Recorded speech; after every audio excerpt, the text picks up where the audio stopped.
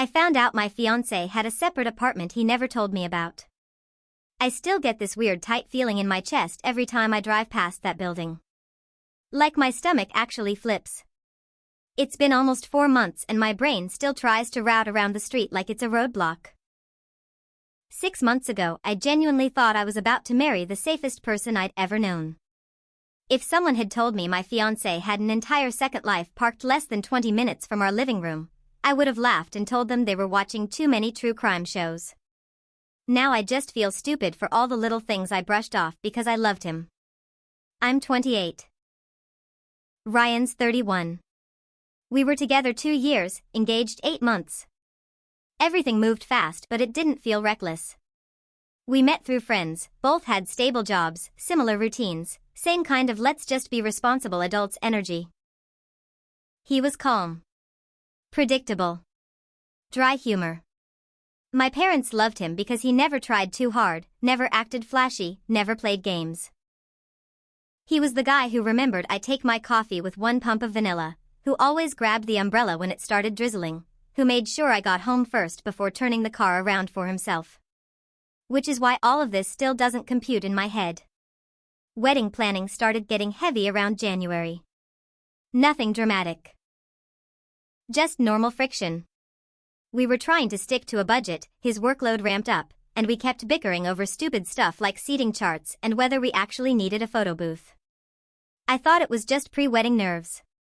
We'd both seen couples melt down over centerpieces. I figured we were fine. But by March, he just pulled back. That's the only way I can describe it. He started coming home late. Not traffic was bad late, but phone on silent and jacket already hung up late. He stopped brushing against me in the kitchen. We used to cook together on Sundays, watch whatever random show was on, fall asleep on the same couch. Suddenly he was always clearing his inbox or jumping on a quick client call. And the worst part? Every excuse made perfect sense. There was never one huge red flag. It was just 100 tiny ones stacking up. He started taking his phone into the bathroom every single time. Like, without fail. I'd ask him to grab the salt and he'd walk it in with him. He got weirdly territorial about the mail. If a package showed up, he'd grab it off the porch before I even put my shoes on. He'd glance at a notification and immediately flip the screen face down. Every time I lightly mentioned it, he made me feel like I was being unreasonable. I texted him once, saying I was just exhausted and that he was reading into things. He told me that work was insane right now, and he didn't have the bandwidth for extra stress. When I asked why he was looking at my phone like that when I was literally right there, he just brushed it off. I wanted to believe him. We were 3 weeks out from locking in final vendor deposits. I told myself I was just projecting my own wedding anxiety. I literally apologized to him once for being too sensitive. I hate reading that back now. Then the utility bill hit. I handle our shared finances because Ryan openly admits he gets overwhelmed by spreadsheets and autopay settings. I was going through our joint card statement on a Tuesday night and saw an $84 charge for an electric bill. The address attached wasn't ours. I genuinely thought it was fraud. I took a screenshot, circled the address, and texted him, asking if he recognized the address showing up on our shared card. He replied, "Oh, that's just a temporary corporate rental for work." I had to front it and they're reimbursing me next cycle. Almost an hour passed and then he called me while I was at Target. He told me, "You don't need to investigate every tiny thing, okay? It's handled. Just let it go."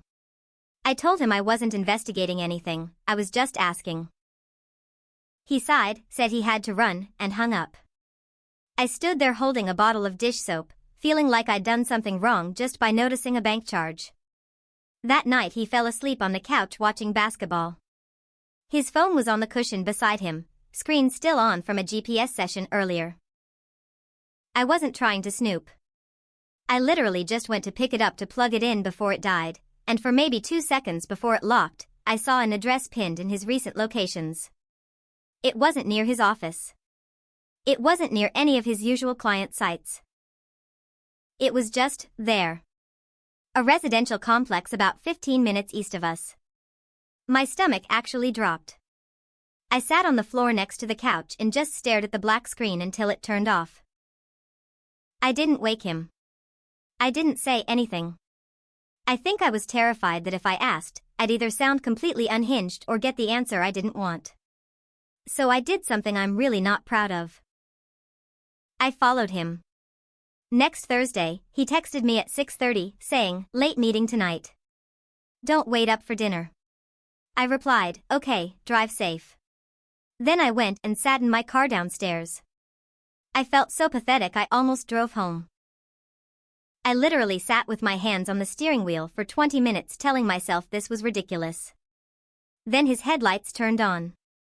He backed out, and I pulled out 2 streets behind him. My hands were shaking so bad I missed my turn signal. I kept repeating in my head, "Please let there be a normal explanation. Please let me be humiliating myself for absolutely nothing." He didn't go downtown. He didn't go toward his office. He took the exact route I'd seen on his phone. Same exit. Same turns. He pulled into a gated apartment complex. Not a hotel. Not a co-working space. A regular leasing office, mailboxes, bike racks. He parked in a spot like he'd done it 100 times. Gets out, walks straight to Building C, and unlocks a ground floor unit with his own key. I sat in my car for 40 minutes.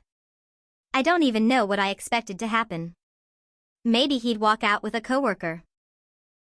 Maybe he'd be holding a moving box. Maybe he'd call someone and I'd hear a conversation that made sense. He came out 20 minutes later. He'd changed. He went in wearing his usual work button-down and slacks, and walked out in a faded gray hoodie and sweatpants, holding a grocery bag. Like he'd been living there all along. I drove home before him. I was literally nauseous. I pulled into our driveway, sat there, and tried to figure out what my next sentence was supposed to be when he walked through the door. He got home around 11. Normal routine. Keys in the bowl. Jacket on the hook. Comes into the living room, kisses my forehead. He asked, "You still up? Want ice cream or something?" I said yes, then went to the bathroom and locked the door. I put my face in a towel so I wouldn't make noise. I genuinely thought I was going to pass out. The next few days were a blur of obsessive checking. I pulled old bank statements. I checked my own calendar against his. I looked at photos from weekends he said he was working late or visiting family out of town. Everything lined up in a way that made my skin crawl. Random unavailable Saturdays. Last-minute overnight trips. Phone always on silent. I barely slept. I kept telling myself I'd confront him when I had a solid plan, but by Tuesday afternoon I just couldn't sit in our apartment anymore. I drove back to the complex. I parked down the street, walked to Building C, and just stood near the mailboxes pretending to scroll through my phone. I felt like a complete stranger to myself. An older woman in a cardigan walked out with 2 reusable bags. She smiled at me and asked, "Oh, are you here for Ryan?" I froze. I actually laughed nervously and told her, yeah. She nodded and said, "You look just like his sister." Sweet girl. My ears literally rang. I managed to ask how long he had been living there, and she replied, "Oh, over a year now." Very quiet. Nice couple, really. Though I haven't seen the other girl around lately. The other girl. I mumbled something about being in the wrong building and walked back to my car as fast as I could. I sat in the driver's seat and just cried. Not quiet crying. Full breakdown crying. I couldn't catch my breath. I kept thinking, over a year. He's been doing this for over a year. This wasn't a mistake. This wasn't a one-time thing. This was a whole parallel schedule. That night, I waited until he was home, dishes done, TV on. I didn't rehearse anything. I just sat down and said, "Who lives in Building C?" His face changed instantly.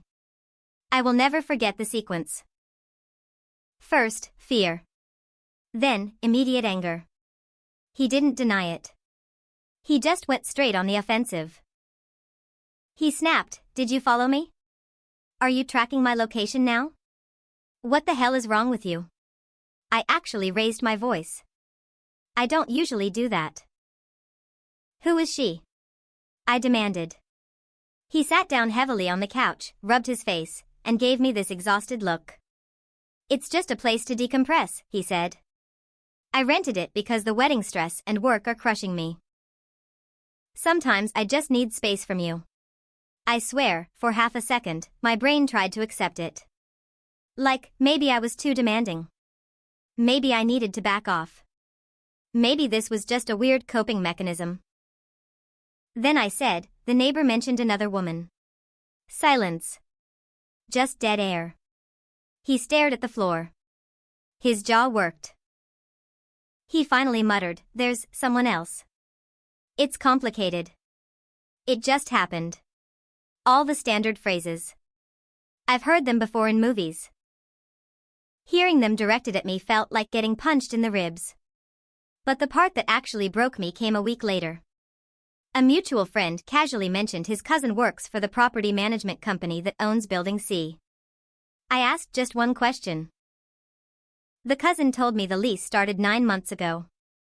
2 months before Ryan got down on one knee in my parents' backyard and asked me to marry him. He maintained that apartment. He maintained her. While he was picking out my ring. While he was letting my mom plan a bridal shower. While he was smiling at family dinners. I packed a bag and moved to my sister's couch. That's when the group texts started blowing up. His mom called me crying. She begged, "Please don't ruin his life online. He's going through so much." His dad left a voicemail saying, "Relationships are more complicated than people realize. You should probably step back before you say something you can't take back." One of his college friends, Mark, texted me, "Hey, just a heads up, please don't post about this publicly. His career could actually get destroyed over this. We're all just trying to keep things quiet." Notice how not a single person asked if I was okay. Ryan's messages were absolute emotional whiplash. I have the screenshots saved in a folder I refuse to look at anymore. At 1:14 in the morning, he texted, "I'm sick. I don't know what's wrong with me. I need help." By 3 or 2 a.m., he messaged, "You emotionally checked out months ago." I felt like I was drowning. At 8:45 that morning, he wrote, "I never meant for any of this to happen. You have to believe that." Then at 9:11 that night, he sent, "You embarrassed me by dragging other people into it. This could have stayed between us."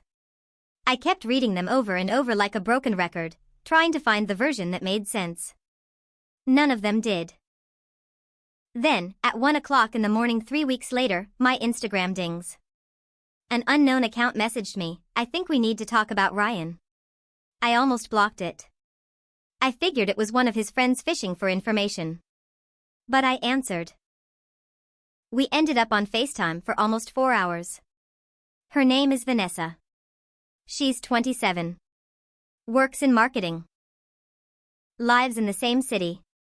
And she genuinely believed SHE was the fiancé. I'm not exaggerating. He told her I was his emotionally unstable ex who wouldn't let go. He told her the apartment was for privacy because I kept showing up and checking his phone. He told her I was jealous and controlling. He built an entire narrative where I was the problem and she was the safe place. At one point during the call, she held up a silver chain bracelet. Thin, woven pattern. He bought it for her anniversary. 2 weeks earlier, he'd handed me the exact same bracelet in a little black box and said it was just because. We started comparing calendars. It was like watching 2 different movies spliced together. For Christmas, he told me he was at a corporate retreat. He told her he was visiting family. For Thanksgiving, he told me he was helping a friend move. He told her he was stuck at work. Weekends were filled with conferences, client dinners, or excuses like my car broke down or my phone died. We found entire months where he'd rotate excuses so neatly neither of us ever overlapped. And apparently, he'd talked about marriage with both of us. Vanessa started crying at one point, just wiping her face and saying, I defended him to everyone. I told people you were the crazy one. I just said, so did I. That call changed everything for me. Up until then, I was still half convinced I'd missed something. That I'd pushed him away. That if I'd been more patient, or less anxious, or better at reading him, none of this would have happened. Talking to Vanessa made it clear. This wasn't confusion. This wasn't fear of commitment. This was deliberate. He was managing 2 full emotional schedules like a project manager. He knew exactly what to say to keep each of us quiet. He knew exactly how to make us doubt ourselves instead of him. Vanessa ended things with him shortly after. Obviously.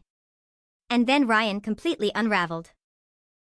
He started sending these massive, rambling messages about childhood trauma, fear of abandonment, and how he never felt like he deserved either of us. He actually emailed me a 12-page document. I skimmed it. It was full of therapy terms and self-pity. I almost felt bad for him. He genuinely sounded like he was spiraling. But then I'd remember him sitting at my kitchen table, eating my mom's lasagna, smiling at my dad, talking about building a life together, while a woman 20 minutes away was buying groceries for a shared fridge he kept stocked for her. The wedding is obviously cancelled. Losing the deposits hurts, but explaining it to 300 people hurts worse. You have no idea how humiliating it is calling your aunt and saying, yeah, we're not doing the venue anymore. Turns out he's been living with someone else. Some people were incredibly kind. Some clearly just wanted the gossip. A few mutual friends just quietly faded out of our lives because they didn't want to pick sides. I keep thinking about that phrase. What exactly is the other side here? That cheating is fine as long as you're quiet about it? The hardest part now isn't the anger. It's the weird, heavy grief. I don't even know which version of him was real.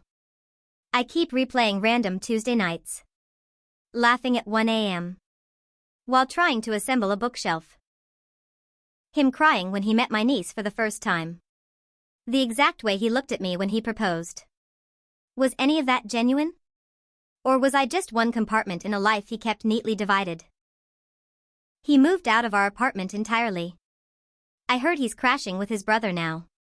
Vanessa blocked him on everything. I haven't spoken to him in almost 4 months. I don't plan to. Sometimes I still catch myself wanting closure.